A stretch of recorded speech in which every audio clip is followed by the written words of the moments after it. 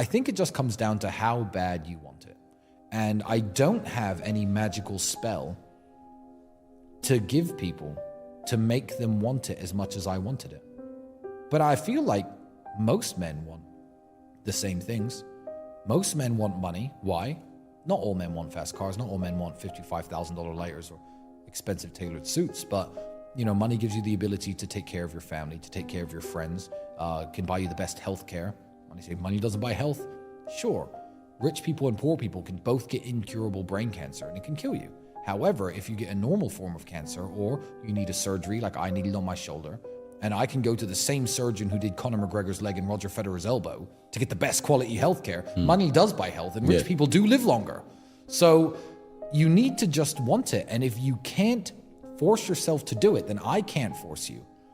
It's very, very hard to make changes even to yourself. If you think, like I've thought many times in my life, I need to change this aspect of my life. I need to party less. I need to sleep less. I need to work more. I need to train more. I need to make more money. I need to spend more time with my daughter. Whatever it was in life, adjusting your lifestyle to make changes in yourself is difficult. Not everybody can do it. So if you understand how difficult it is to make changes to yourself, you have to understand it is impossible to make changes to somebody else. If somebody else really isn't going to do it and really doesn't want it, they can listen to my emergency meetings for the rest of their life, 24 hours and 1 minute a day, and it won't change what they actually do. Yeah, it's like when you tell a smoker to quit smoking, but they're not going to do it until they want to help themselves. Exactly. It's just bad habits and something like that. They can only change according to when they want to do it. Exactly. When it works for them. So I just give the positive message out there that anything is possible if you do the work. And if you don't want to, I don't give a shit. I don't know you, people at home. I don't. If you stay broke, it affects me zero. But please don't, for the sake of yourself. It doesn't help me. But just don't do it. It sucks. I would say, yeah, absolutely. Get a commission-only sales job. Get a sales job that offers you no basic salary because it teaches you lots of things. One, the art of sales and closing a deal and actually bringing money in is very important. But two, it teaches you work ethic and hunger. Because when I worked commission-only sales jobs, it was a matter of, I'm not going to eat unless I sell these windows. And, you know, I'd take a 3-hour drive down to whichever house I was going to give a presentation in. I'd sit there, stare in the mirror, splash some water on my face, snap into sales mode, knock on the door, and then make my presentation. I was very, very good. And yeah, sales is a skill that Andrew and I have even to this day, but you have to understand absolutely everything, from the camera that's recording me to the chair I'm sitting on to this wooden paneling. There's somebody in every single company that makes everything that is somehow in charge of sales and marketing. So just think about things. Think about the items around you in the room. Think about the items you use every day. When you go and buy something, why did you buy it?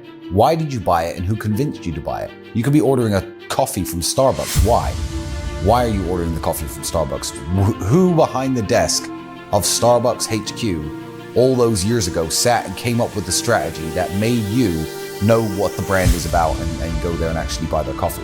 Obviously, boycott Starbucks, but that's just an example. But think about it when you buy things. Think about your reason for buying them. And then your mind will start thinking a lot more like a salesman.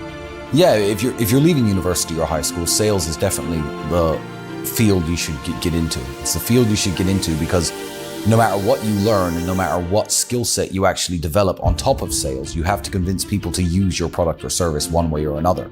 Andrew and I are very good at sales, but anything you learn inside of the real world even, whether it be AI content creation, that's all well and good and you could be the best in the world. But if you can't convince people to use your service and actually pay you money to do the things that you're good at, then it doesn't matter. It's all for nothing. So you should definitely get into sales. There's nothing wrong with being a gentleman. The only thing that there's a problem with today is simping. People on the internet who are pretty much incels who subscribe to a very toxic idea of what red pill masculinity is will see me with this beautiful girl having purchased these flowers and think simp.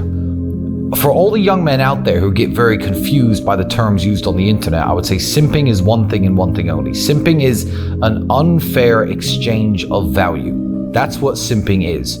If a girl doesn't know I exist, and I found her address, I'm sending flowers to her house just to make her happy, that very much is simping. If I am waiting by the door to my office going into work and trying to open the door for every single woman in the hope that they'll recognize me, that is simping. Buying flowers for a work colleague who isn't interested in you is simping. However, if you are trying to get a woman to take you seriously in terms of starting a relationship with her, then very few things you can do can be considered simping, because as I said, that's an unfair exchange of value. If the value you get at the end is a girlfriend, or maybe even a wife or family, then there's absolutely nothing wrong with, buying them flowers, opening the door, opening their car door, even if you pull up at her house, jump out, run around, open it up, let her in, close the door, run right back around and get in the driver's seat. These are all very standard, gentlemanly moves that you can make. It's when you're making them for women who will never have a serious interest in you, that's when it becomes simping.